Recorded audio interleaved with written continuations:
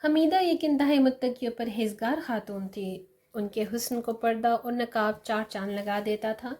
جب وہ عبایا پہن کر گھر سے نکلتی تھی تو ان کی شخصیت کا رعب اس قدر تھا کہ مرد خود ان کے لیے راستہ چھوڑ دیا کرتے تھے۔ ان کی آنکھوں میں حیا اس قدر تھی کہ میں نے کبھی ان کے ساتھ چلتے ہوئے ان کو انہیں اٹھا کر پلکیں اٹھا کر چلتے نہیں دیکھا۔ نظر ہمیشہ جھکی ہوئی رہتی تھی۔ میں ان کے ساتھ کئی بار بازار گئی ہوں یا کہیں اور آئی گئی ہوں تو دوران خریداری یا سواری والے کو کرایہ دیتے وقت تو ان لوگوں سے انتہائی رکھے انداز میں بات کرتی تھی، کیونکہ خریداری کے دوران یا پھر کرایہ دیتے ہوئے بحث مباحثہ کرنا پڑتا ہے تاکہ کچھ نہ کچھ روایت کی جا سکے، مگر ان کا لہجہ اس قابل کہیں نہیں رہا کہ ہمیں کبھی رعایت ہو۔ البتہ وہ بتائی گئی قیمت میں کمی کا مطالبہ کرتی ضرور تھیں۔ میں نے کئی بار ان کو ٹوکا تھا کہ آپ اپنا لہجہ نرم رکھا کریں، میٹھا رکھا کریں، آپ کے کڑوے اور غصیلے لہجے کی وجہ سے ہمیں کہیں سے ایک ٹکے کی رعایت نہیں ہوتی۔ میری بات سن کر وہ مسکرائی تھیں، میرے ماتھے پر بوسہ دیا تھا اور کہا تھا کہ رعایت کے لیے کہنا ہمارا فرض ہے، کرنا نہ کرنا اگلے کی مرضی، مگر نامحرم سے بات کرتے وقت لہجے کو اتنا مضبوط اور کڑک رکھنا کہ اگلے کے دل میں آپ کے بارے میں کوئی میل پیدا نہ ہو۔ یہ میرے اللہ تعالیٰ کا حکم ہے۔ میں اپنی دنیاوی فائدے کے لیے اپنے اللہ کے حکم کو پس پشت نہیں ڈال سکتی۔ میں حمیدہ کی بات سن کر خاموش ہو جاتی تھی۔ میرے پاس اسے بحث کرنے کے لیے اتنا علم ہی نہیں تھا، مگر ایک دن اچانک مجھے پتہ چلا کہ اس کا شوہر نشئی ہے۔ جب مجھے اس کے شوہر کے بارے میں پتہ چلا تو میری حیرت کی انتہا نہ رہی اور میں سوچنے لگی کہ اتنی باکردار لڑکی، اللہ تعالیٰ سے اتنی محبت کرنے والی، اللہ تعالیٰ کے حکم بجا لانے والی، اس کو ایسا شعور کیسے مل سکتا ہے؟ میں نے تنگ آ کر اس سے پوچھ ہی لیا کہ تمہیں ایسا شعور کیوں ملا؟ تمہیں کیا لگتا ہے کہ تم میں ایسی کیا کمی تھی؟ میں نے یہ سوال انتہائی ڈرتے ڈرتے پوچھا تھا، مگر میرا سوال سن کر حمیدہ مسکرائی اور مسکرا کر جواب دیا کہ مجھ میں کمی نہیں تھی، البتہ میرے شوہر میں ایک اچھائی تھی، اور وہ اچھائی تھی اس کی رحم دلی، اور میرے خیال سے میرا شوہر باکردار ہے۔ میں نے آج تک اس کو کسی نامحرم عورت سے بات کرتے نہیں دیکھا، کسی نامحرم عورت کو چھوتے نہیں دیکھا، یہاں تک کہ میں نے اس کو نامحرم عورت کے ساتھ یہ قریب سے گزرتے ہوئے بھی اس سے بچ کر گزرنے کی کوشش کرتے ہوئے دیکھا ہے۔ میرے شوہر، میرے خیال میں ان کی یہ دو اچھائیاں ہیں۔ ان کی ان اچھائیوں کا صلہ دینے کے لیے اللہ تعالیٰ نے مجھے اس کے نصیب میں لکھ دیا ہے، اور یقیناً میرے میں کوئی ایسی کوتاہی ہوگی جس کو اللہ تعالیٰ اس دنیا میں دور کرنا چاہتے ہوں گے یا روز محشر میرا درجہ بڑھانا چاہتے ہوں گے۔ یہ میری اپنی ایک سوچ ہے، باقی اللہ کی ذات بہت غفور الرحیم ہے، ہو سکتا ہے میرا شوہر مجھ سے بھی زیادہ اللہ تعالیٰ کو عزیز ہو۔ حمیدہ کی بات سن کر میں خاموش ہو گئی تھی۔ میرے پاس مزید کوئی سوال نہیں بچا تھا۔ پھر ایک دن اچانک پتہ چل گیا حمیدہ کے شوہر کو قتل کر دیا گیا ہے۔ اس کو قتل کرنے والا کوئی اور نہیں بلکہ وہی شخص ہے جو اس کو نشہ بیچا کرتا تھا، جس سے وہ نشہ خریدا کرتا تھا۔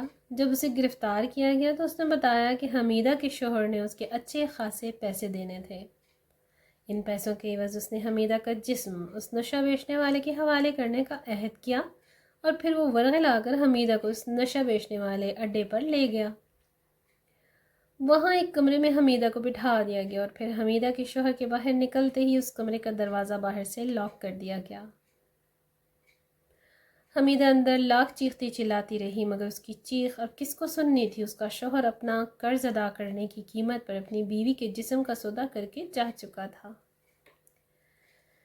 مگر وہ منشیات فروش جب حمیدہ کے اس کمرے میں داخل ہوا تو اس نے دیکھا کہ حمیدہ نماز پڑھ رہی ہے اور اس کے ارد گرد نور کی روشنی کی دیوار بنی ہوئی ہے۔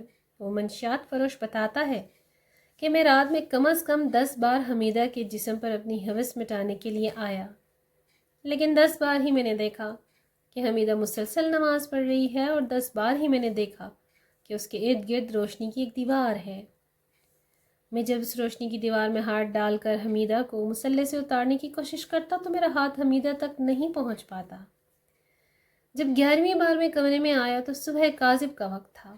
حمیدہ اب بھی مسلح پر تھی، مگر اب کی بار اس کے گرد نور کی دیوار نہیں تھی۔ روشنی کی دیوار نہیں تھی بلکہ کمرے میں دو انتہائی دیو ہیکل قسم کے مرد کھڑے تھے جو انتہائی مجبور جسم کے تھے۔ میں نے جیسے دروازہ کھول کر اندر داخل ہونے لگا تو میری نظر ان مردوں پر پڑ گئی۔ میں اسی وقت دروازہ کھلا چھوڑ کر واپس دوڑ پڑا۔ دروازہ کھلا رہ گیا تھا، میری دروازہ بند کرنے کی بھی ہمت نہ ہوئی۔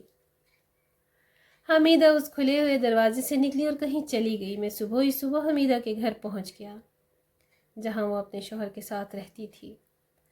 میں نے جا کر اس کے شوہر کو اٹھایا اور اس سے کہا کہ تم نے ہم سے دھوکہ کیا ہے، اور پھر اس کو سارا واقعہ بتایا کہ تم نے اپنی بیوی کے ساتھ 2 مردوں کو اس کے تحفظ کے لیے بھیجا تھا۔